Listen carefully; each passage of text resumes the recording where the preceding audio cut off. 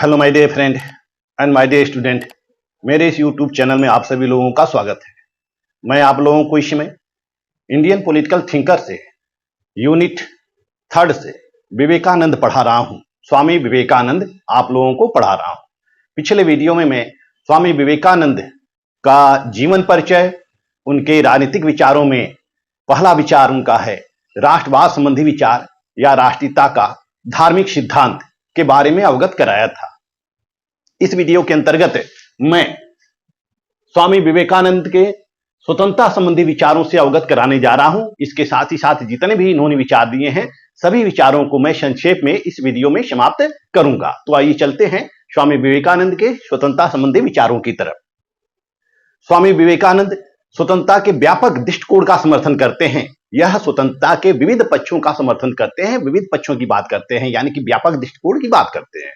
इनका कहना है कि आध्यात्मिक साधना आध्यात्मिक स्वतंत्रता की मांग करती है। आध्यात्मिक साधना जो है वह आध्यात्मिक स्वतंत्रता की मांग करती है। स्वामी विवेकानंद का कहना है कि आध्यात्मिक साधना जो है यह आध्यात्मिक स्वतंत्रता की मांग करती है। आध्यात्मिक स्वतंत्रता की मांग करती है। यह आध्यात्मिक साधना क्या है? आध्यात्मिक साधना का मतलब जैसे कि पूजा पाठ, धर्म में आस्था रखना, विश्वास अभिव्यक्ति की स्वतंत्रता, ये सब होनी चाहिए। और जब ये सब होगा तभी हम आध्यात्मिक साधना कर सकें, आध्यात्मिक साधना कर सकते हैं। हमारे ऊपर धर्म का कोई प्रतिबंध नहीं होना चाहिए। हम जिस धर्म में चाहें उस धर्म में आस्था रखें। और जब हमें इस प्रकार की छूट मिलेगी तभी हम आध्यात्मिक साधना कर सकते हैं। तो आध्यात्मिक साधना जब हम करेंगे तो हमें आध्यात्मिक स्वतंत्रता की जरूरत होती है। आध्यात्मिक स्वतंत्रता की जरूरत होती है और आध्यात्मिक स्वतंत्रता के अभाव में हम आध्यात्मिक साधना नहीं कर सकते हैं। स्वामी विवेकानंद कहते हैं कि आध्यात्मिक साधना सांसारिक मोह माया को छोड़कर नहीं की जा सकती है। हम संसार से भागकर आध्यात्मिक साधना नहीं कर सकते हैं। इनका कहना है कि संसार से नाता तोड़कर हम आध्यात्मिक साधना नहीं कर सकते हैं और इस तरह से आध्यात्मिक स्वतंत्रता भी हमारी बेकार हो जाएगी। इस तरह से स्वामी विवेकानंद 3 प्रकार की स्वतंत्रता की बात करते हैं। पहला है भौतिक स्वतंत्रता, भौतिक स्वतंत्रता। दूसरा है मानसिक स्वतंत्रता, मानसिक स्वतंत्रता। और तीसरा है आध्यात्मिक स्वतंत्रता, आध्यात्मिक स्वतंत्रता। ये तीन प्रकार की स्वतंत्रता की बात करते हैं स्वामी विवेकानंद। स्वामी विवेकानंद का कहना है कि सभी संस्थाओं को, जितने भी संस्थाएं कार्य कर रही हैं भारत में, सभी संस्थाओं को मनुष्य के स्वतंत्रता में सहयोग करना चाहिए। और स्वामी विवेकानंद प्राकृतिक स्वतंत्रता की भी बात करते हैं। जिस तरह से लॉक ने प्राकृतिक स्वतंत्रता का वर्णन किया है अपने चिंतन में, अपने ग्रंथ में two teaching on civil government में, इसी तरह से स्वामी विवेकानंद प्राकृतिक स्वतंत्रता की बात करते हैं। यह भी प्राकृतिक स्वतंत्रता की बात करते हैं क्योंकि स्वामी विवेकानंद के ऊपर लॉक का प्रभाव होता है, जॉन लॉक का प्रभाव होता है। जॉन लॉक के रचनाओं का भी ये अध्ययन करते हैं, जॉन लॉक के चिंतन का भी ये अध्ययन करते हैं। तो इस तरह से ये प्राकृतिक स्वतंत्रता की बात करते हैं। यह कहते हैं कि स्वतंत्रता प्राकृतिक होनी चाहिए, यानी कि प्राकृतिक रूप से सबको स्वतंत्र किया जाना चाहिए। जिस तरह से जॉन लॉक जीवन का अधिकार, जिस तरह से जॉन लॉक प्राकृतिक स्वतंत्रता के अंतर्गत संपत्ति का अधिकार, जीवन का अधिकार और स्वतंत्रता का अधिकार देता है, इसी तरह से स्वामी विवेकानंद कहते हैं कि सभी लोगों को स्वतंत्रता दी जानी चाहिए। सभी लोगों को स्वतंत्रता दी जानी चाहिए। प्राकृतिक स्वतंत्रता यह मनुष्य का मूलभूत अधिकार है। प्राकृतिक स्वतंत्रता मनुष्य का मूलभूत अधिकार है। अतः समस्त प्राणियों को प्राकृतिक स्वतंत्रता प्रदान की जानी चाहिए। वह अपने अनुसार जीवन जी सकें, अपने अनुसार रह सकें, अपनी इच्छाओं को पूर्ति कर सकें, वह जिस कल्चर को चाहें उस कल्चर को अपना सके। तो इस तरह से हम देखते हैं कि स्वामी विवेकानंद के स्वतंत्रता संबंधित दृष्टिकोण जो है वह बहुत ही व्यापक है। वह मनुष्य के विविध पक्षों की स्वतंत्रता का समर्थन करते हैं, चाहे वह धार्मिक स्वतंत्रता हो, चाहे आर्थिक स्वतंत्रता हो, चाहे राजनीतिक स्वतंत्रता हो, या फिर सामाजिक स्वतंत्रता हो, या नैतिक स्वतंत्रता हो, आध्यात्मिक स्वतंत्रता हो। वह विभिन्न पक्षों की बात करते हैं कि मनुष्य को सभी प्रकार की स्वतंत्रताएं प्राप्त होनी चाहिए। आइए अब देखते हैं इनका तीसरा विचार, मानवता संबंधी दृष्टिकोण। मानवता संबंधी दृष्टिकोण या मानवता संबंधी विचार। स्वामी विवेकानंद का कहना है कि ईश्वर की सच्ची सेवा मानव सेवा में निहित है। स्वामी विवेकानंद कहते हैं कि ईश्वर की सच्ची सेवा हम मानव की सेवा में कर सकते हैं। मानव सेवा ही ईश्वर सेवा है। कहने का मतलब यह है कि मानव सेवा ही ईश्वर सेवा है। ईश्वर सेवा, मानव सेवा ही मानव सेवा ही ईश्वर सेवा है। स्वामी विवेकानंद कहते हैं कि यदि तुम ईश्वर की सेवा करना चाहते हो तो मनुष्यों की करो, तुम मनुष्यों की करो, क्योंकि मनुष्यों की सेवा ही ईश्वर सेवा है। यदि हमें ईश्वर तक पहुंचना है, यदि हमें ईश्वर तक पहुंचना है तो हमें मनुष्यों की सेवा करनी होगी। और मनुष्यों में किस मनुष्यों की सेवा करनी होगी? जो मनुष्य दीन दुखी हैं, जो निर्धन हैं, जो असहाय हैं, जो पीड़ित हैं, इनकी सेवा करनी चाहिए, दीनहीन की सेवा करनी चाहिए। तो इस तरह से स्वामी जी ने दरिद्र नारायण की संकल्पना प्रस्तुत की। दरिद्र नारायण की संकल्पना प्रस्तुत की। इन्होंने दरिद्र नारायण का कॉन्सेप्ट दिया कि दरिद्र में ही नारायण है, यानी कि हम अगर दरिद्रों की सेवा करते हैं तभी हम नारायण को प्राप्त कर सकते हैं, ईश्वर को प्राप्त कर सकते हैं। वो कहते हैं कि जब हम किसी दरिद्र को नारायण मानकर सेवा करते हैं और उसकी सहायता करते हैं तभी हमारी आत्मा पावन होती है, और तभी हमें ईश्वर का साक्षात्कार हो पाता है। इस तरह से विवेकानंद ने मानवतावाद के आध्यात्मिक आधार का सिद्धांत प्रस्तुत किया।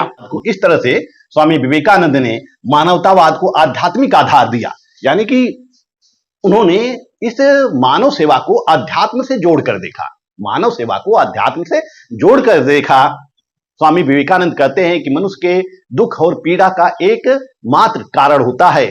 वह कारण क्या है? सामाजिक प्रथाएं। जो हमारी सामाजिक प्रथाएं हैं यही मनुष्य को पीड़ित करती हैं और यही पीड़ा पहुंचाती हैं, क्योंकि जो सामाजिक प्रथाएं हैं, इतनी प्रकार की प्रथाएं विद्यमान हो गई हैं, विविध प्रकार की प्रथाएं विद्यमान हो गई हैं कि मनुष्य उस प्रथाओं के नीचे पिसता जा रहा है, उसका शोषण हो रहा है, उस परंपरा से शोषण हो रहा है। और जो धर्म में विभिन्न प्रकार की कुप्रथाएं व्याप्त हो गई हैं, विभिन्न प्रकार की बुराइयां व्याप्त हो गई हैं, उन बुराइयों से उसका शोषण हो रहा है और इसी से दुखी है, क्योंकि वह प्रथाओं में बंधा हुआ है, वह परंपराओं में बंधा हुआ है। वह जो भी कुछ करना चाहता है तो उसको जो उसकी परंपराएं होती हैं, जो प्रथाएं होती हैं, वह उसको रोकती हैं, प्रतिबंधित करती हैं, एक दीवार का काम करती हैं, और इसीलिए मनुष्य दुखी है। यदि वह अपनी सभी प्रथाओं को तोड़ दे, सभी परंपराओं को तोड़ दे, जो कि तर्कहीन है, अवैज्ञानिक है, अनुचित है, तो मनुष्य सदैव सुखी रहेगा। तो इस तरह से स्वामी विवेकानंद कहते हैं कि ये जो प्रथाएं होती हैं अतीत में थी, यह किसी न किसी उद्देश्य की पूर्ति के लिए बनाई गई थी। जो हमारी प्रथाएं होती हैं, जो हमारी परंपराएं होती हैं, यह अतीत में बनाई गई थी, किसी न किसी उद्देश्य की पूर्ति के लिए बनाई गई थी, परंतु वर्तमान में इसकी प्रासंगिकता समाप्त हो गई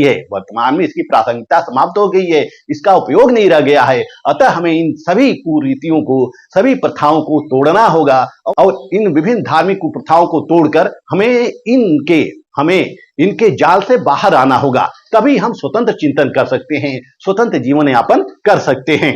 आइए देखते हैं स्वामी विवेकानंद के समाजवाद संबंधी विचार। समाजवाद पर इन्होंने क्या विचार दिया? समाजवाद। स्वामी विवेकानंद कहते हैं कि मैं समाजवादी हूं, इसलिए नहीं कि मेरी दृष्टि में यह कोई सर्वगुण संपन्न प्रणाली है, बल्कि इसलिए मैं समाजवादी हूं कि भूखे रहने की अपेक्षा आधी रोटी खाना बेहतर होता है, आधी रोटी पा लेना अच्छा होता है। इनके कहने का तात्पर्य क्या होता है कि जैसे समाज में निर्धनता व्याप्त है या गरीबी व्याप्त है या भूखमरी के लोग शिकार हैं, तो अगर एक रोटी मिलता है तो हम उस एक रोटी को बांटकर खाएं, अपने विभिन्न साथियों में बांटकर। तो इस तरह से हम थोड़ा थोड़ा खा लेंगे। ऐसा नहीं है कि एक रोटी एक ही व्यक्ति खा जाएगा तो बाकी लोग तो भूखे रह जाएंगे। इसलिए स्वामी विवेकानंद कहते हैं कि भूखे पेट रहने की अपेक्षा आधी रोटी खाना बेहतर होता है। स्वामी विवेकानंद संपत्ति के समान वितरण में विश्वास करते हैं।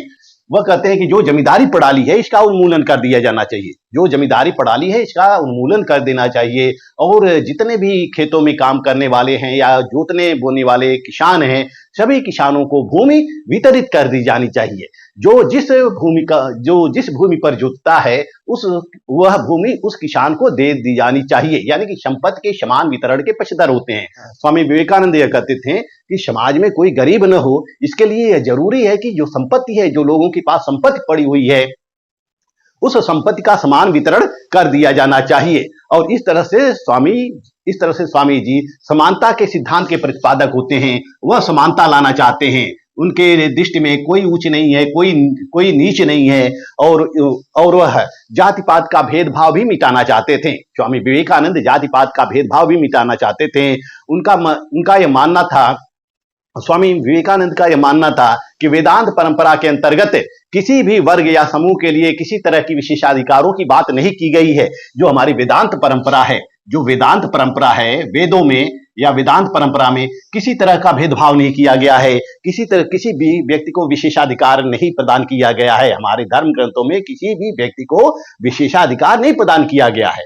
किसी भी व्यक्ति को और असमानता का वर्णन नहीं किया गया है, जाति पात का वर्णन नहीं किया गया है। यह तो मनुष्यों के द्वारा बनाया गया है, यह मनुष्यों के द्वारा बनाया गया है। इसको प्रकृति ने नहीं बनाया। प्रकृति ने तो सबको समान पैदा किया है, लेकिन जिसके अंदर जो क्षमता थी वह अपनी क्षमता के अनुसार संपत्ति अर्जित की। तो स्वामी विवेकानंद का कहना है कि सभी लोगों को संपत्ति का समान वितरण किया जाना चाहिए। किसी एक वस्तु पर या किसी एक संस्था पर किसी व्यक्ति का एकाधिकार प्राप्त न हो, या जमीनों पर किसी व्यक्ति का एकाधिकार प्राप्त न हो, बल्कि उस जमीनों का उपभोग सभी लोग करें। तो इस तरह से स्वामी विवेकानंद समानता के पोषक होते हैं, समाजवाद के पोषक होते हैं।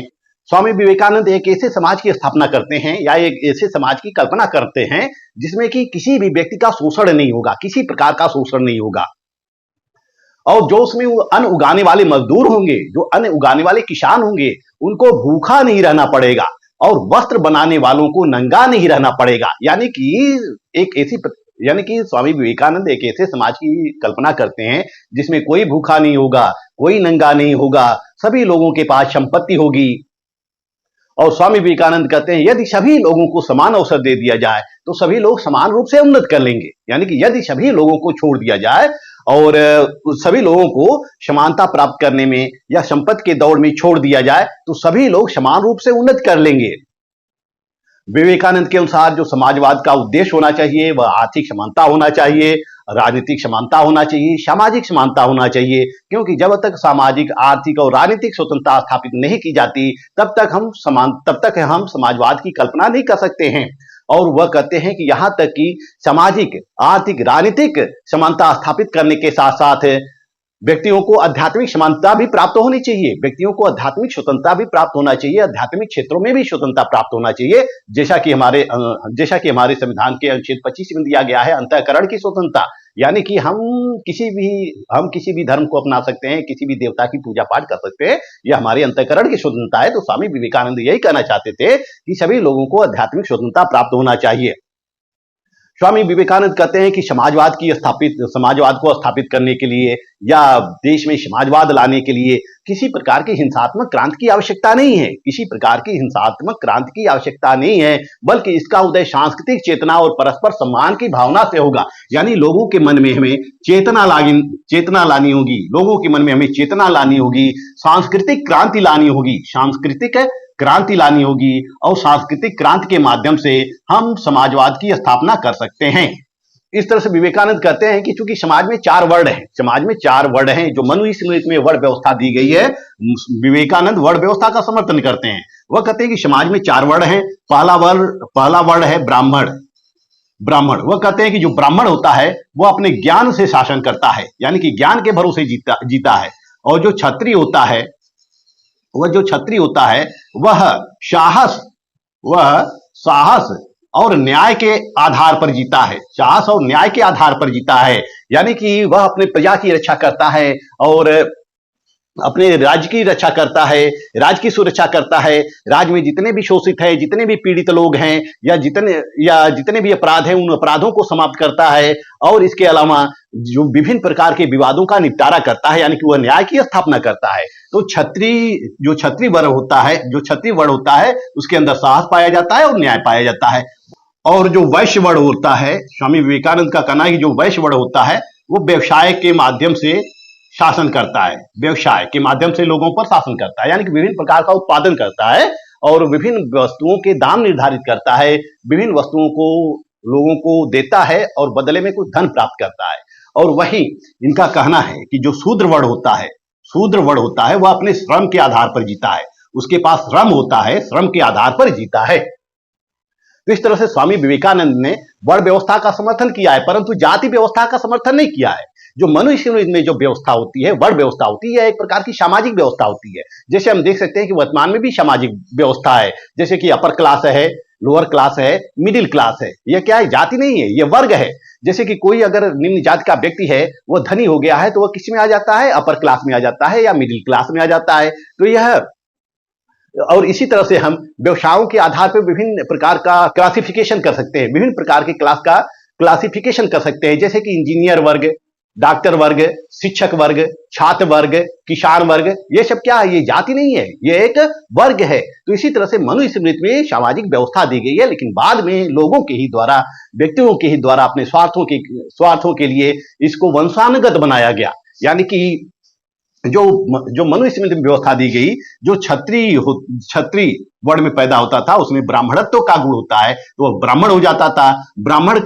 जो ब्राह्मण कुल में पैदा होता था उसमें क्षत्रियत्व का गुण होता है, तो वह क्षत्रिय हो जाता था। इसी तरह से वर्ण का ट्रांसफर की व्यवस्था थी।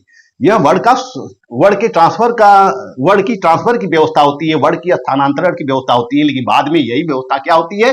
जाति में रूपांतरित हो जाती है। जाति में रूपांतरित हो जाती है। तो स्वामी जी जाति प्रथा का विरोध करते हैं, जाति प्रथा का विरोध करते हैं। स्वामी विवेकानंद कहते हैं कि एक ऐसा राज्य स्थापित हो जिसमें ब्राह्मण का ज्ञान हो और क्षत्रिय काल की सभ्यता हो, वैश्य काल का प्रचार भाव हो और शूद्र काल की समानता रखी जाए, तो वह मानवता के लिए एक आदर्श राज्य होगा, मानवता के लिए एक आदर्श राज्य होगा। और यही राज्य सर्वोत्तम होगा और यही राज्य विकल्पहीन होगा, इसका कोई विकल्प नहीं होगा। तो स्वामी विवेकानंद इन चारों वर्णों को आपस में समाहित करते हुए एक नए सामाजिक व्यवस्था की कल्पना करते हैं, एक नए राज्य की स्थापना का सुझाव देते हैं और एक नए राज्य की स्थापना की कल्पना करते हैं। आइए देखते हैं स्वामी विवेकानंद के सामाजिक विचार। आइए देखते हैं स्वामी विवेकानंद के सामाजिक विचार क्या है। सामाजिक विचारों में हम अध्ययन करेंगे छुआछूत का विरोध, जाति प्रथा का विरोध, बाल विवाह का विरोध और दलितों का उत्थान। स्वामी विवेकानंद छुआछूत का विरोध करते हैं क्योंकि यह दरिद्र नारायण की संकल्पना प्रस्तुत करते हैं। यह कहते हैं कि दरिद्रों में भी भगवान है, जैसा कि हमारे वेदों में कहा गया है कि मनुष्य में भगवान है, हर व्यक्ति में भगवान है, कण कण में भगवान है। तो जब हर मनुष्य में भगवान है तो हम हर मनुष्यों की सेवा करके भगवान को प्राप्त कर सकते हैं, हर मनुष्यों की सेवा करके भगवान को प्राप्त कर सकते हैं। तो इसलिए वह छुआछूत का विरोध करते हैं। स्वामी विवेकानंद छुआछूत का विरोध करते हैं। वह कहते हैं कि प्रकृति ने सबको समान बनाया है, प्रकृति ने सबको समान बनाया है, इसलिए सभी व्यक्ति समान हैं, किसी प्रकार का अंतर नहीं है, ऊंच नीच जाति पाति इन सबका अंतर नहीं है। हर व्यक्तियों को जीवन का अधिकार मिलना चाहिए, हर व्यक्तियों को प्राकृतिक संसाधनों का उपभोग करने का अधिकार मिलना चाहिए। जैसा कि हमारे तत्कालीन समाज में अनेक प्रकार की कुप्रथाएं व्याप्त थी, लोगों के अंदर, समाज के अंदर उच्च वर्ण और निम्न वर्ण की भावना व्याप्त थी, या उच्च जाति और निम्न जाति की भावना व्याप्त थी। निम्न जातियों को हमेशा वह उपेक्षित कर रखते थे। तो यह जो परिवर्तन आया है यह 15वीं सदी के बाद आया है। जो जाति पात की भावना होती है वह 15वीं सदी के बाद आया, 15वीं शताब्दी के बाद आया है। और हमारे प्राचीन काल में या हमारे वैदिक काल में छुआछूत जैसी कोई भावना विद्यमान नहीं थी, जाति पाति जैसी कोई भावना विद्यमान नहीं थी, स्त्री पुरुष का भेद नहीं था। क्योंकि हम देखते हैं कि गार्गी, मैत्रेयी इत्यादि जैसी विदुषी महिलाएं भी थी, सती अनुसुईया इत्यादि जैसे विदुषी महिलाएं भी थी। परंतु मध्यकाल के पश्चात हम देखते हैं कि सामाजिक व्यवस्था में तेजी से परिवर्तन होता है और स्त्रियों को शिक्षा के अधिकार से वंचित कर दिया जाता है, दलितों को वंचित कर दिया जाता है। केवल मध्य वर्ग में केवल उच्च वर्णों का ही शासन स्थापित हो जाता है, हर क्षेत्रों में उच्च वर्ण का प्रभुत्व स्थापित हो जाता है। तो जब उच्च वर्ण का प्रभुत्व स्थापित हो जाता है तभी समाज में असमानता व्याप्त होती है, समाज में असमानता व्याप्त होती है।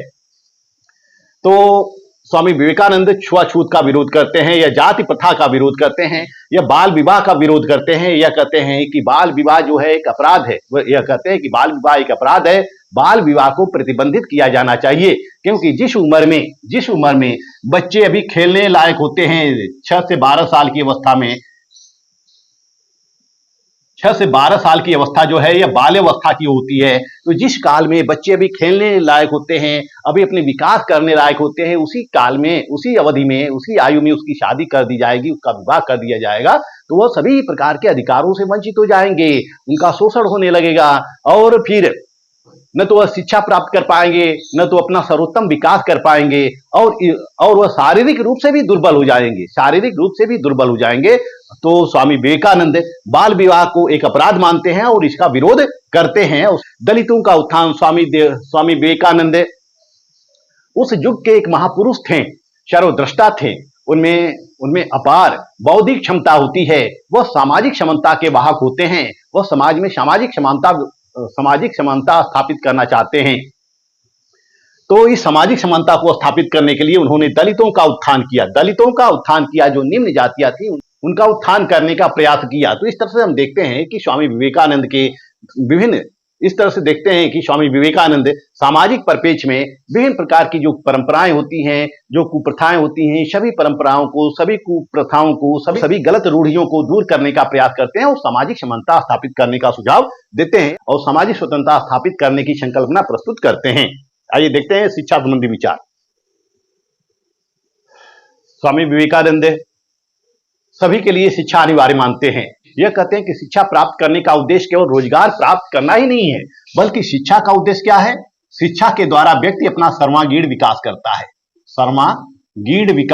है। शिक्षा के द्वारा वह अपना आध्यात्मिक विकास करता है, नैतिक विकास करता है, सामाजिक विकास करता है, राजनीतिक विकास करता है, इत्यादि चतुर्मुखी विकास करता है। यानी कि शिक्षा एक साधन है जिससे व्यक्ति के व्यवहार को परिवर्तित किया जा सकता है, व्यक्ति को प्रशिक्षित किया जा सकता है, और शिक्षा के माध्यम से व्यक्ति अपने जीवन को अच्छी तरह से जी सकता है। यदि वह शिक्षित नहीं है, उसको ज्ञान नहीं है, तो उसको जीवन में विभिन्न समस्याओं का सामना करना पड़ेगा। तो स्वामी विवेकानंद कहते हैं कि शिक्षा सभी के लिए अनिवार्य होनी चाहिए, और किसी प्रकार का शैक्षिक भेदभाव नहीं करना चाहिए। और यह स्त्री शिक्षा की भी वकालत करते हैं, वह कहते हैं कि स्त्रियों को भी शिक्षा प्राप्त करने का अधिकार है, स्त्रियों को भी शिक्षा दी जानी चाहिए, क्योंकि स्त्री भी शिक्षा प्राप्त करने के हकदार हैं। स्त्रियों को और अधिक शिक्षा की जरूरत होती है, क्योंकि उनको अपने पुत्र को पालना होता है, परिवार की सेवा करनी होती है, समाज में उत्तम स्थान बनाना होता है, और विभिन्न प्रकार की परिस्थितियों का सामना करना होता है। तो इसलिए स्त्रियों को और अधिक शिक्षा की जरूरत होती है। इस तरह से स्त्रियों को और अधिक शिक्षा दी जानी चाहिए। तो इस प्रकार स्वामी विवेकानंद स्त्री और पुरुष के शिक्षा के हिमायती होते हैं, समान शिक्षा के हिमायती होते हैं, और सभी जातियों के लिए शिक्षा की वकालत करते हैं। इनका यह कहना है कि शिक्षा का उद्देश्य व्यक्ति को अपने जीवन शैली में सुधार लाना है, अपने व्यवहार में सुधार लाना है, मानसिक विकास करना है, शिक्षा के द्वारा व्यक्ति तर्कयुक्त बनता है, उचित अनुचित में भेद स्थापित करता है, सत्य असत्य में भेद स्थापित करता है, वैज्ञानिक शिक्षा के द्वारा व्यक्ति वैज्ञानिक दृष्टिकोण का विकास करता है, और जो धर्म में गलत परंपराएं हैं उन परंपराओं को त्यागता है या उन परंपराओं का विरोध करता है और धर्म को परिष्कृत करता है। शिक्षा के द्वारा ही धर्म को परिष्कृत किया जाता है। इस तरह से स्वामी विवेकानंद शैक्षिक समानता की स्थापना करते हैं और सभी के लिए शिक्षा की आवश्यकता पर बल देते हैं। आइए देखते हैं धर्म संबंधी विचार। अंतिम विचार है धर्म संबंधी विचार। स्वामी विवेकानंद का मानना है कि भारतीय जीवन का मुख्य आधार क्या है? धर्म ही है। भारतीय जीवन का मुख्य आधार क्या है? धर्म ही है। भारत एक धर्म प्रधान देश रहा है और यहाँ पे जितने भी शासन होते आए हैं वह धर्म के आधार पर ही होते आए हैं, चाहे वह वैदिक काल में शासन रहा हो, चाहे प्राचीन समय में शासन रहा हो, वह धर्म के अनुसार ही शासन होता चला आया है। और सभी लोग धर्म का पालन करते रहे हैं। राजा भी धर्म के अनुसार ही न्याय करता था। इस तरह से धर्म की प्रमुखता होती है। लेकिन स्वामी विवेकानंद कहते हैं, लेकिन हमारे धर्म में, इस सनातन धर्म में धीरे धीरे अनेक प्रकार की कुरीतियां व्याप्त हो जाती हैं, पाखंड व्याप्त हो जाता है, अंधविश्वास व्याप्त हो जाता है, झूठ व्याप्त हो जाता है, अज्ञानता व्याप्त हो जाता है। तो इन्हीं सबके कारण, इन्हीं झूठ, पाखंड, अज्ञानता, अंधविश्वास, इन्हीं सब के कारण हमारे धर्म का पतन हुआ है। नहीं तो वह कहते हैं कि हमारा धर्म तो सबसे बेहतर है। वह कहते हैं कि हमारा धर्म सबसे बेहतर है। इसलिए स्वामी विवेकानंद कहा करते थे कि गर्व से कहो हम हिंदू हैं, गर्व से कहो हम हिंदू हैं। स्वामी विवेकानंद कहते हैं कि लोगों के उत्थान के लिए, लोगों के कल्याण के लिए धर्म आवश्यक होता है। वह कहते हैं कि जब तक लोगों की गरीबी दूर नहीं होती, लोगों का दुख दूर नहीं होता, लोगों का दर्द दूर नहीं होता, तब तक उन लोगों को धर्म का उपदेश देना बेकार है, यानी कि व्यर्थ है। यानी कि धर्म के द्वारा हम धर्म का उपदेश देकर व्यक्ति की गरीबी दूर नहीं कर सकते हैं, व्यक्ति का दुख दर्द दूर नहीं कर सकते हैं। तो फिर हमें क्या करना चाहिए? हमें लोगों का विकास करना चाहिए, हमें लोगों का विकास करना चाहिए।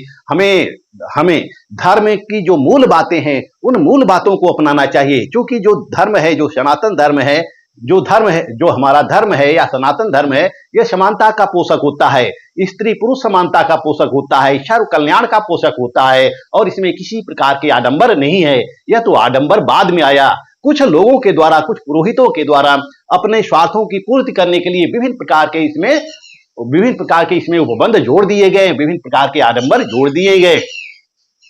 अपने 1893 में जो स्वामी विवेकानंद ने शिकागो में उन्होंने सर्वधर्म सम्मेलन में भाषण दिया था। और उस सर्वधर्म सम्मेलन में जहां सभी वक्ता अपने अपने केवल धर्मों का बखान कर रहे थे, जितने भी जो ईसाई धर्म के पुरोहित होते हैं वह केवल ईसाई धर्म को सर्वश्रेष्ठ मानते हैं। इसी तरह से जो बौद्ध धर्म के होते हैं वह केवल बौद्ध धर्म को मानते हैं। विभिन्न धर्म को, जो इस्लाम धर्म के होते हैं वह इस्लाम धर्म को सर्वश्रेष्ठ मानते हैं। तो वही सभी वक्ता जो होते हैं, सभी धार्मिक पुरोहित जो होते हैं, अपने अपने धर्मों का बखान कर रहे थे, गुणगान कर रहे थे। वही स्वामी विवेकानंद जब आते हैं स्टेज पर, जब उन्होंने अपना भाषण देना शुरू किया, तब उन्होंने कहा कि सभी धर्म समान हैं, सभी धर्म समान है। तब उन्होंने कहा कि सभी धर्म समान है, क्योंकि सभी धर्मों का ध्येय एक ही है। वह ध्येय क्या है? ईश्वर की प्राप्ति। सभी धर्मों का ध्येय क्या है? ईश्वर तक पहुंचना। चाहे वह हिंदू धर्म हो, चाहे मुस्लिम धर्म हो, चाहे ईसाई धर्म हो, चाहे वो कोई भी धर्म हो, सभी धर्मों का लक्ष्य एक है, मोक्ष प्राप्त करना, ईश्वर तक पहुंचना, ईश्वर की पूजा करना। और जैसा कि सभी धर्मों में कहा गया है कि ईश्वर एक ही है, तो सभी धर्मों में जब ईश्वर एक ही है तो सभी लोग एक ही ईश्वर की पूजा करते हैं, और सभी धर्म एक ही ईश्वर के प्रति आस्था उत्पन्न करते हैं। बस उनका कल्चर अलग है, उनका तरीका अलग है, पूजा पाठ की पद्धति अलग है और तरीका अलग है, संस्कार उनका अलग है, लेकिन सभी लोग एक ही ईश्वर की पूजा करते हैं। स्वामी विवेकानंद कहते हैं कि हिंदू धर्म के अनुसार एक ही परम ब्रह्म या परमात्मा सभी मनुष्यों में विराजमान है, यानी कि हर मनुष्य में एक ही ईश्वर है, अलग अलग ईश्वर नहीं है, हर मनुष्य में एक ही ईश्वर है और हर व्यक्ति में एक ही ईश्वर विराजमान है। जब सभी व्यक्तियों में ईश्वर विराजमान है, सभी व्यक्तियों में ईश्वर का निवास है, तो मनुष्य और मनुष्य के बीच भेद कैसा? मनुष्य और मनुष्यों के बीच असमानता कैसी? सभी मनुष्यों में प्रेम है, संबंध है और कोई दूसरा संबंध हो ही नहीं सकता। हर मनुष्य को एक दूसरे से प्रेम करना चाहिए, हर मनुष्य को एक दूसरे से संबंध स्थापित करना चाहिए। किसी प्रकार की ईर्ष्या द्वेष या शत्रु भाव मनुष्य और मनुष्यों के बीच नहीं रखना चाहिए। स्वामी विवेकानंद कहते हैं कि सभी धर्म मानव जाति को एकता के सूत्र में बांधने का प्रयास करते हैं, अतः सभी को अपने धर्म का पालन करना चाहिए और सभी धर्मों के प्रति आदर भाव रखना चाहिए, सम्मान का भाव रखना चाहिए। यानी कि वह कहते हैं कि सभी धर्म के प्रति आदर भाव रखना चाहिए, सबको अपने धर्म का पालन करना चाहिए। स्वामी विवेकानंद भारत की गरीबी दूर करना चाहते थे, क्योंकि भारत गरीब हो चुका था। भारत तो 16वीं सदी में सोने की चिड़िया कहा जाता था। लेकिन जब ब्रिटिश ईस्ट इंडिया कंपनी आती है तो ब्रिटिश ईस्ट इंडिया कंपनी ने भारत को इतना लूटा, यहाँ का सारा माल अपने देश लेके चली गई और इस तरह से भारत गरीब हो जाता है। तो स्वामी विवेकानंद भारत की गरीबी दूर करना चाहते थे और वह कहते हैं कि भारत में आध्यात्मिक रूप से संपन्न है, भारत जो है आध्यात्मिक रूप से संपन्न है, परंतु भौतिक रूप से गरीब है। यह भौतिक रूप से गरीब है, इसमें पर्याप्त मात्रा में प्राकृतिक संसाधन तो हैं लेकिन साधन नहीं है, जैसे कि उद्योग धंधे नहीं है, भौतिक संसाधन नहीं है।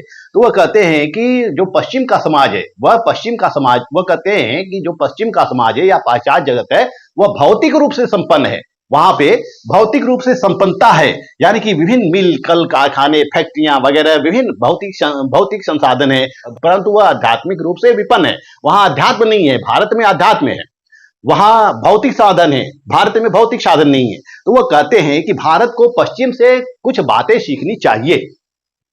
वह कहते हैं कि भारत को पश्चिम से कुछ बातें सीखनी चाहिए। जैसे वह कहते हैं कि पश्चिम में जनसाधारण की दशा के प्रति गहरा सरोकार होता है। वह लोक कल्याण की बात करते हैं, यानी कि लोक कल्याण कहां से शुरू होता है? ब्रिटेन से ही सबसे पहले शुरू होता है। लोक कल्याणकारी राज की संकल्पना सबसे पहले ब्रिटेन से शुरू होती है और फिर यूरोप से पूरे यूरोप में जाती है, यूरोप से आते आते एशिया, अफ्रीका वगैरह विभिन्न कंट्री में ये जाती है। वह कहते हैं कि भारत को या भारतीय सरकार को जनसाधारण के प्रति या जनसाधारण के दशा के प्रति गहरा सरोकार होना चाहिए। और वह कहते हैं कि यूरोप में स्त्रियों का सम्मान होता है, स्त्रियों को समान अधिकार प्राप्त होता है, तो भारत में भी स्त्रियों का सम्मान किया जाना चाहिए और स्त्रियों को बराबर का अधिकार दिया जाना चाहिए। वह कहते हैं कि जो पाश्चात्य जगत है वह संगठनात्मक रूप से क्षमतावान है, तो भारत को भी संगठनात्मक रूप से क्षमतावान होना चाहिए। भारत में भी विभिन्न प्रकार के संगठन होने चाहिए, संगठन स्थापित किया जाना चाहिए और संगठन के द्वारा ही देश का विकास किया जाना चाहिए। और वह कहते हैं कि भारत को भी भौतिक समृद्धि प्राप्त करने के लिए विभिन्न उपायों पर विचार करना चाहिए कि हम अपने देश को कैसे अमीर बना सकते हैं, कैसे गरीबी मुक्त कर सकते हैं। तो इस तरह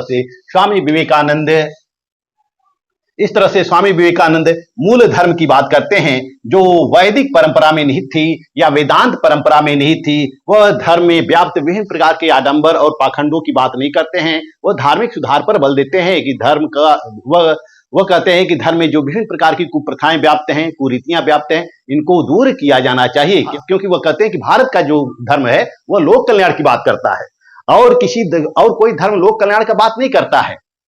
सारे धर्म सीमित हैं। जैसे चाहे हम ईसाई धर्म को ले लें, इस्लाम धर्म को ले लें, बौद्ध धर्म को ले लें वगैरह, किसी भी धर्म को ले लें, यह संकुचित है, इनका दायरा संकुचित है। लेकिन जो हमारा धर्म है, जो हिंदू धर्म है या जो सनातन धर्म है, यह लोक कल्याण की बात करता है, यह विश्व जगत की बात करता है, यह वसुधैव कुटुंबकम की बात करता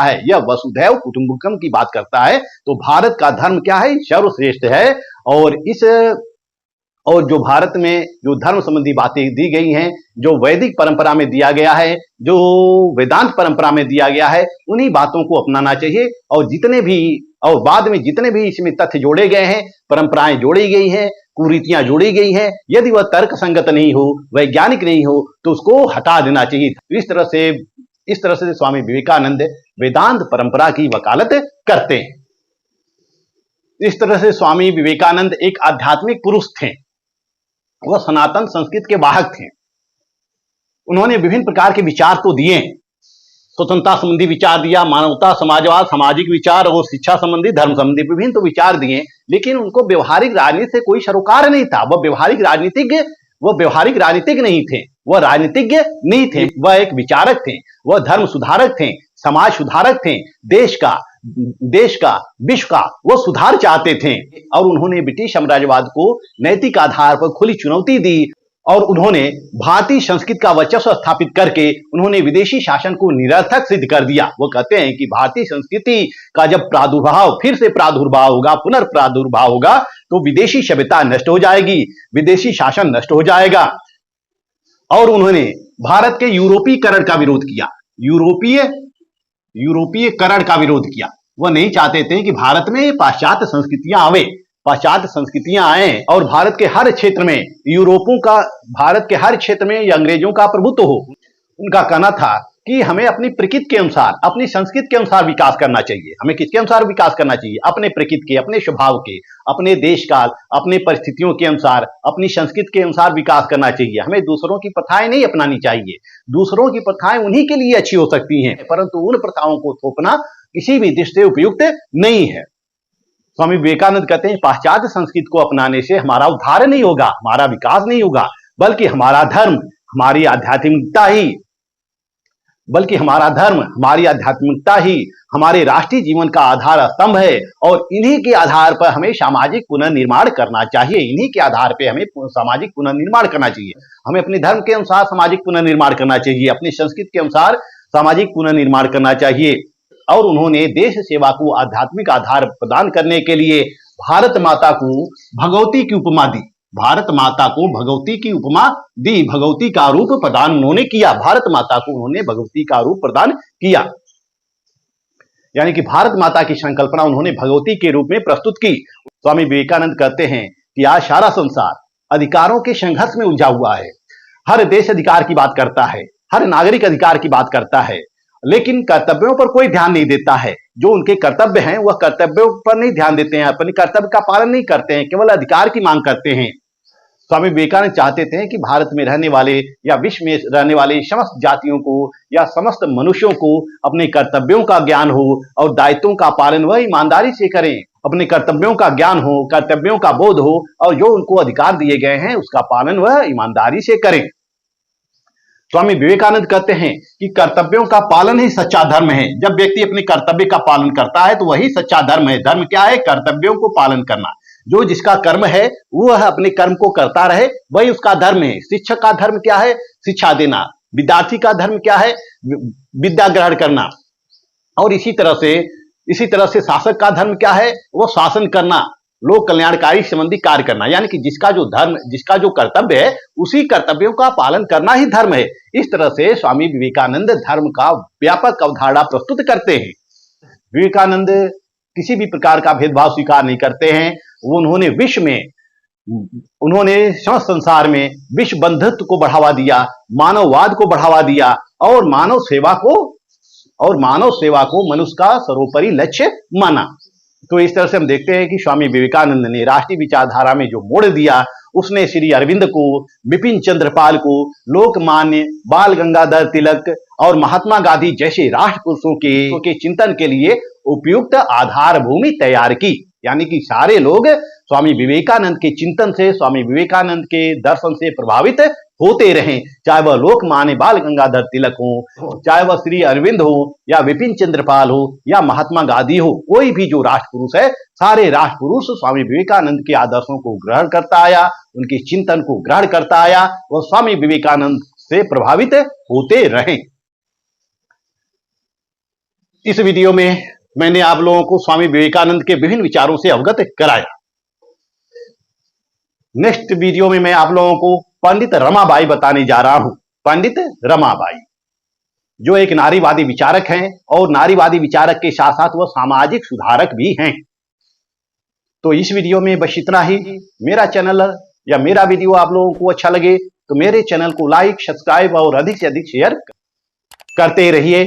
मिलते हैं नेक्स्ट वीडियो में, तब तक के लिए धन्यवाद।